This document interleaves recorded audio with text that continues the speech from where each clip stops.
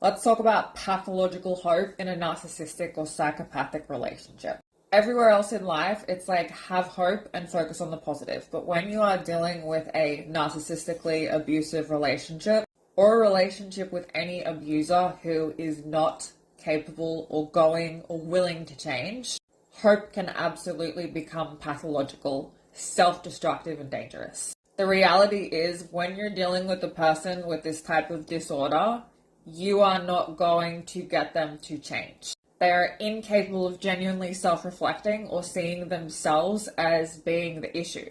And they lack empathy, and so they lack a true motivator to change and treat you better.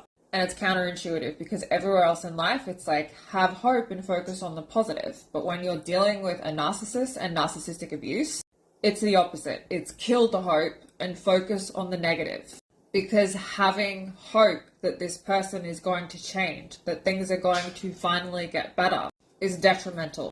And while it sounds depressing, it's not as depressing as wasting years or decades of your life with a pathological abuser who will never change. And in order to heal, you have to face reality and deal with the truth no matter how painful it is. You have to see things for what they are. And it's hard because when you're in a narcissistic relationship and you're being psychologically and emotionally abused and dismantled, your memory gets shortened down. Those high levels of cortisol affect your hippocampus, which is where short-term memory is stored, which is why people experience severe memory loss in these relationships. And you can lose track of the overall pattern of the relationship as you lose the ability to actually zoom back and see that these cycles have played out continuously without change, most likely getting worse over time.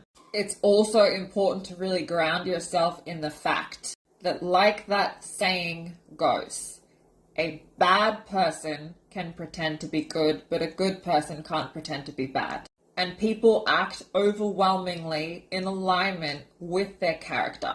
Which means that if this person is consistently lying, cheating, betraying you, psychologically and emotionally abusing you, acting in an entirely self-serving way, that they have displayed that they lack empathy, that they have displayed that they do not genuinely value you, your feelings, your opinions, or care about you, that is who they are. And so you have to kill the hope and focus on the negative if you are going to be able to extricate yourself from this relationship. Because having hope after a point becomes pathological.